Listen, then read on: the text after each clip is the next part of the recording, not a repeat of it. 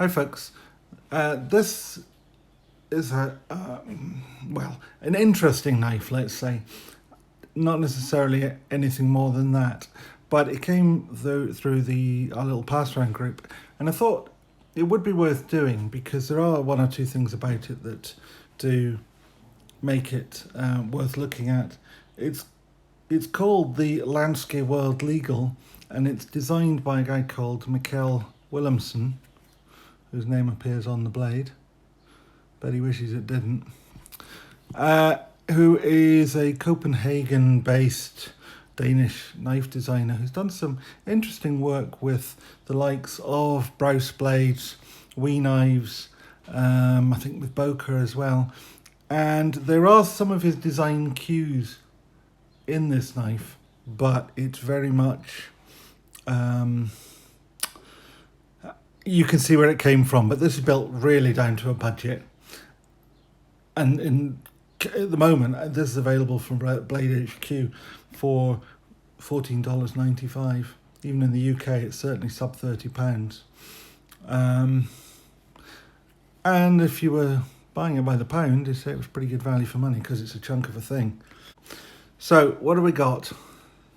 Well, it's supposed to be world legal. So the most important thing is, of course, that it is a slip joint knife,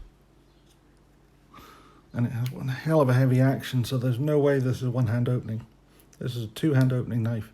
So in the UK, that doesn't really matter quite so much. It's becoming a sort of sub-issue, but a minor issue, I suppose. But doesn't have to be one-hand or two-hand opening, but there are countries I think some of the countries in Europe that have that require the knife to be two-hand opening. This is a nail nick knife, but you can pinch it, and which is probably just as well, because without action being so stiff and heavy, I think there's a risk you'll just rip your nail out. Now, if you were to look at this knife and were to look at some of the stuff he's done with Browse blades, you can see a lot of the language that he used in his knife design. But this it's almost as though they took the Browse blades knife and hammered it shorter, and it's got wider as it's happened, and it's become, to my mind, a bit ugly. In fact, quite ugly. But that being said, we're coming in with a 2 3/4 inch blade with obviously slightly less of a cutting edge than that. Not much less, but it's very slightly less, because you can see if you sort of come line down from here, it's very, very similar. We've got a 4.5 inch handle, which is probably its only plus point, and it does fill your hand, and 7 inches overall. Comes in though at a massive 152 grams. Now, if you think, to put that into perspective, a Chris Reeves in Cosi, which is also in this particular thing,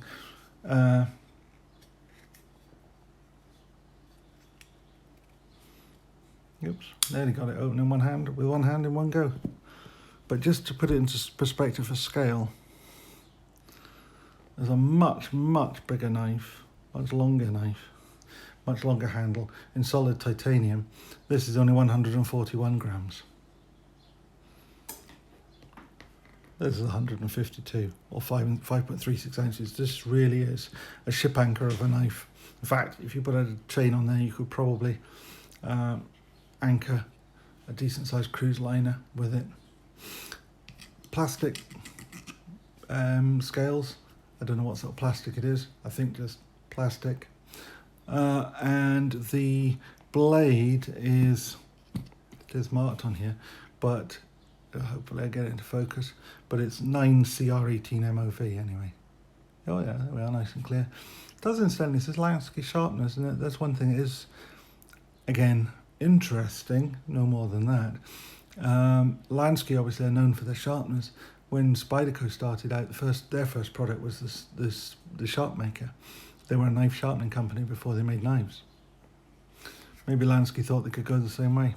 Well, maybe not with this. As I say, Mikkel Willemsen, Copenhagen-based Danish knife designer. I don't know what the factory edge is like, because this is not the factory edge, and as you can see, it's been a bit of damage done to the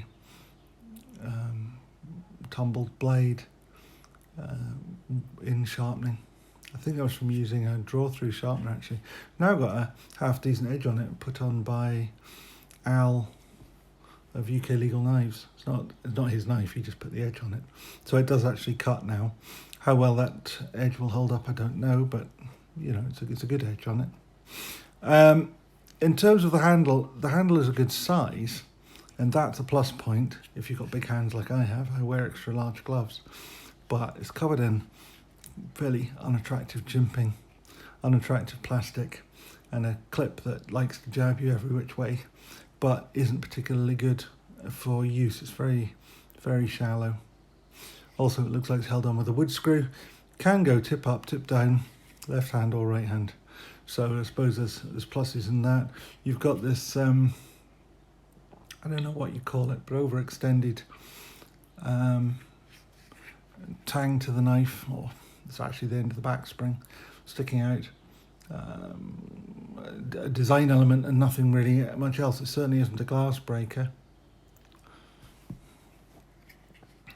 Anyway, in terms of size or for comparisons, put the other around. We have Victorinox 93mm Pioneer, or in this case the Pioneer X, which you can see has a very similar length of blade. You know, they're both UK legal, but so much smaller profile. Even with this being a 3-layer knife, still gives it a good run for its money in the thickness realms as well, because it's quite a chunk thick. In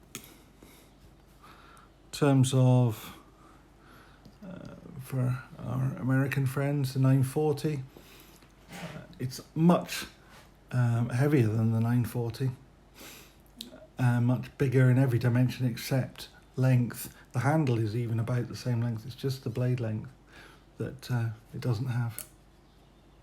And in terms of my favourite UK legal carry knife, the Enzo PK70, again, very similar sort of length of blade. This is very slightly longer, I think, but there's not an awful lot in it. In terms of handle length, there's a little bit extra here, but it's mostly this extension. But again, it's the height that's the real difference. Anyway, that's probably enough. All we need to know about that. It is elite. It is a UK legal knife. I think it's a bit of a chunk. I think if I was to be stopped by a policeman, I would much rather have something that looks more like that in my pocket than this great big hunk of deliberate attempt to stretch the rules, because that's really what it is, an attempt to take everything to the max and not exceed in any way. But anyway, there it is. It's cheap. You get a lot of knife for your money. So anyway, if you like this stuff, please hit the thumbs up button, and if you would like to see some much nicer knives, then please subscribe, and they will be along very shortly. Okay, thank you very much. Bye.